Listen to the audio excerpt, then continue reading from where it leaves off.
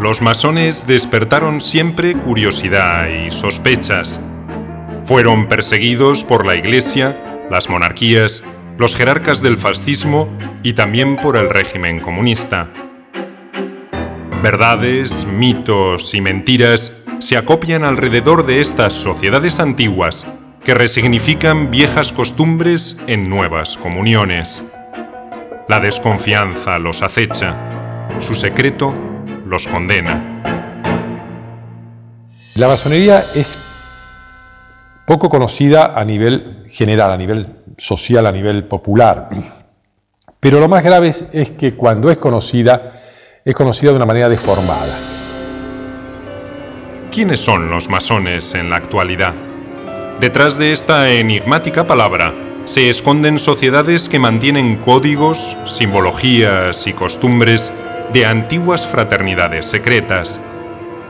Incluyen, por supuesto, un preciso rito de iniciación para los aspirantes a pertenecer a ellas. La forma de ingreso a la masonería es francamente fácil porque no solo hace falta que, o no es indispensable, digamos, que los masones inviten a otras personas, sino que también se puede venir y golpear las puertas de nuestra sede solicitando el ingreso y la admisión. Por supuesto, después esa persona tiene un proceso por el cual es conocido o ha de ser previamente conocido por los miembros de la orden y en función de lo cual finalmente será admitido o ingresará a ella. Dice la leyenda que en el siglo X a.C., el rey Salomón delegó en el gran maestro Hiram Abid la construcción del Templo de Jerusalén. Bajo su mando trabajaba una legión de albañiles clasificados en 3 grupos: aprendices, compañeros y maestros.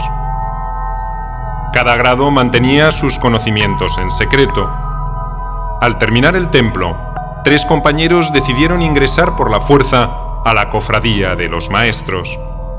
Hiram, el Grande, se negó y fue atacado hasta morir con sus instrumentos de trabajo: la escuadra, el compás y el martillo. En esta vieja historia de constructores, maestros, compañeros y aprendices se encierra toda la simbología de la masonería moderna.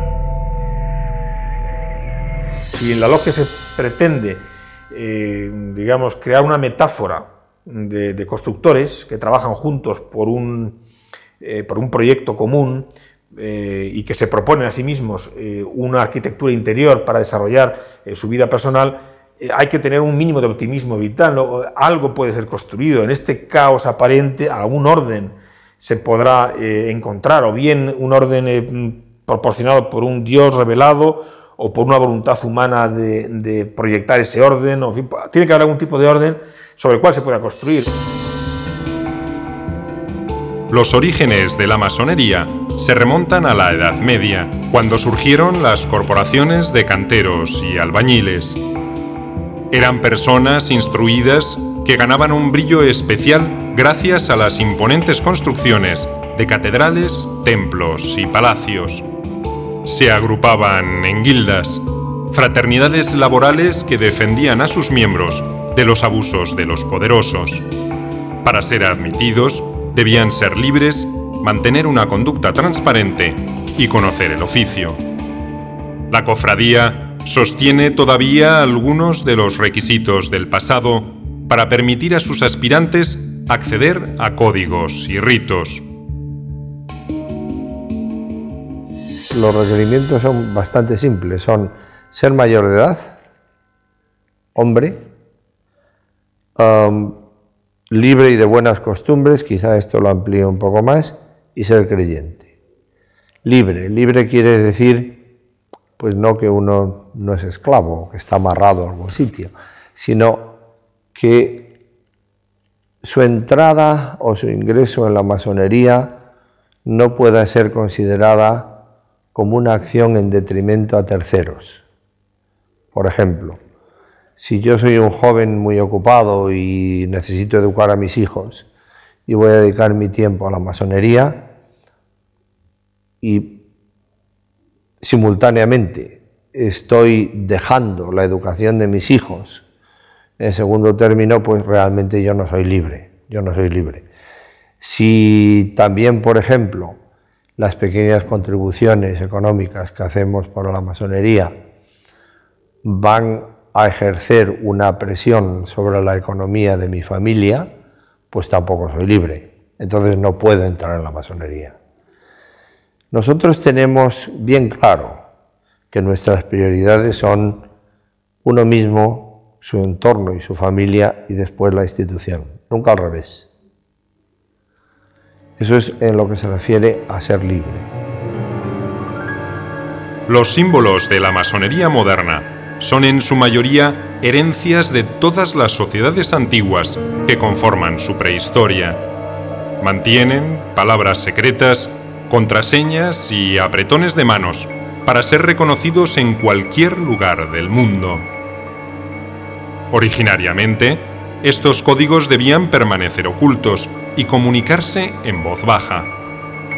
La indiscreción se penaba con la muerte.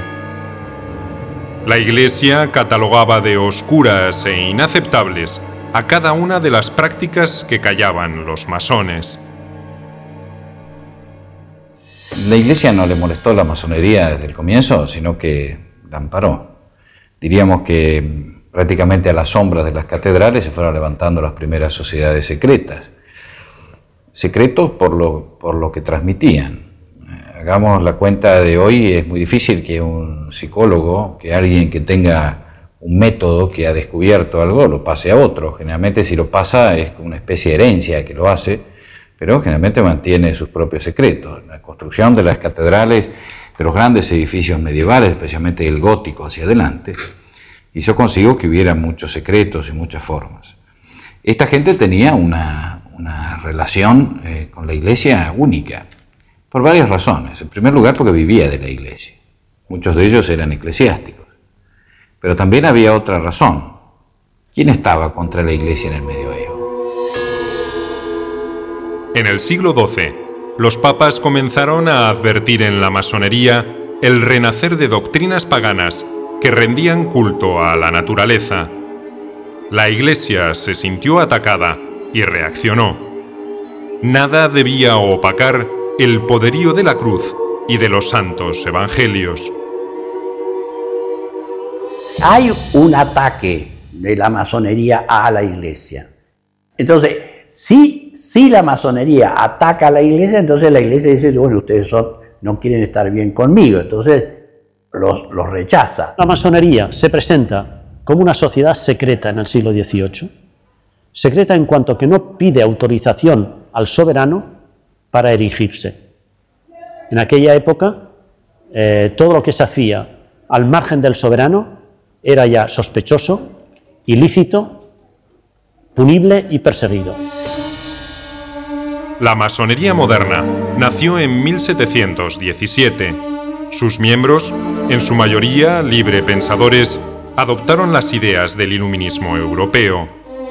Músicos como Wolfgang Amadeus Mozart, Johann Sebastian Bach y Ludwig van Beethoven, o escritores como Alejandro Dumas y León Tolstoy, participaron de la cofradía. Algunos aseguran que los masones organizaron la Revolución Francesa y la Revolución Rusa. Por supuesto, la Revolución Francesa no la hicieron los masones, eso está clarísimo, ni la Revolución Menchevique. Y si no la hicieron los masones, tampoco la pudo hacer una entidad como es la masonería, ¿no? El distinguir entre la acción individual y la acción colectiva es fundamental como punto de partida histórico. En 1730 nació en Francia el rito de iniciación destinado a las damas. Con tibieza al principio y con mayor participación después, la masonería aceptó en sus filas la presencia femenina.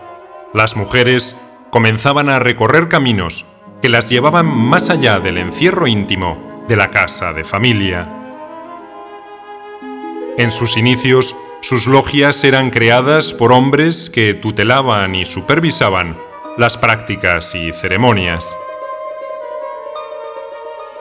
Yo creo que el fenómeno de la incorporación de la mujer a la masonería es el fenómeno más trascendental y que más impacto puede tener en el futuro, porque afecta, y aunque existe masonería femenina y mixta desde hace más de 100 años, todavía sigue siendo una masonería relativamente minoritaria, todavía en el mundo. Sobre los 7 u 8 millones de masones que puede haber en todo el mundo, pues habrá 200.000 masonas, digamos 300.000, todavía un número muy pequeño, quizá en países como Francia, Bélgica, Italia, ese número, esa proporción es significativa, pero en el conjunto del mundo todavía sigue siendo muy reducida. La cofradía sembraba en distintos continentes su semilla libertaria. Así, en el siglo XVIII, los masones participaron en la lucha por la independencia norteamericana. A lo largo de la historia del país, 16 presidentes se habrían unido a la masonería, entre ellos George Washington, Franklin Roosevelt, Harry Truman y Lyndon Johnson. Si la revolución norteamericana la podemos considerar como revolución y no una simple emancipación o un movimiento de independencia respecto de la metrópoli, entonces ahí sí que nos vamos a encontrar. Es un pueblo joven, es un pueblo de migrantes, es un pueblo que quiere romper con toda una serie de amarros tanto monárquicos como religiosos como estructurales, ¿no? Entonces ahí sí que puede tener un papel